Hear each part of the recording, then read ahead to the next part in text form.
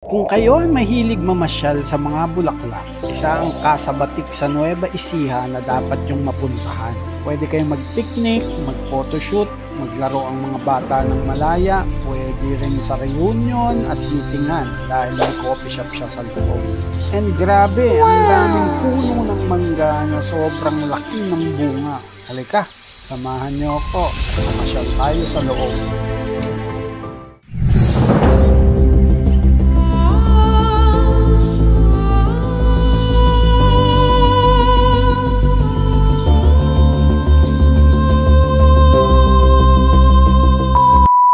So ngayon nga ay pumunta tayo dito sa Casa Batik, House of Rare Bougainvillea.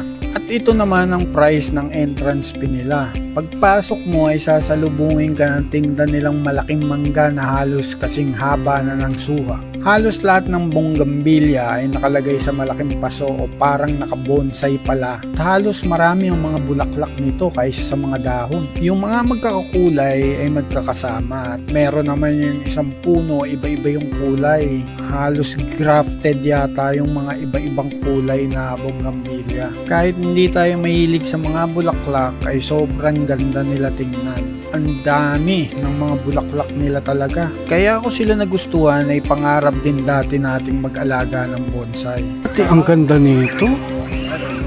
Ang ganda, nagtugtong yung dalawa.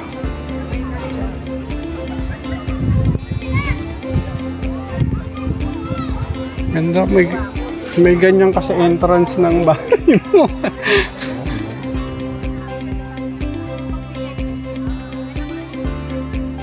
At pag gusto mong magpalamig dahil sa iyong pamamasyal, dahil sa hinit ng panahon, meron tong coffee shop sa loob, pwede ka uli mag-relax. Napansin ko maraming tao dito kasi halos lahat ng nagsushoot pag meron kayong filming, get together or picnic, kaya patok na patok siyang tambayan ng mga locals. Sa nakaisip ng park na ito, kudos sa inyo. At bukod pa dun, meron pa silang farm ng mangga na imported. Sabi nila, ang lasa daw nito ay walang asim. Pero sad to say, di tayo nakabili, naubusan tayo ng cash. I recommend na isama nyo ito sa mga pasyalan nyo sa Nueva Ecija dahil sobrang ganda niya. Talagang maganda to para sa family. Wala tayong time mag-ikot-ikot kaya kinunan ko na lang ng drone mula sa taas.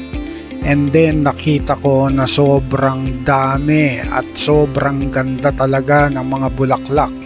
Lalo na pag nakita nyo tong aktual. Hanggang sa muli, follow, like, subscribe, and share kung nagustuhan nyo ang bidyong ito.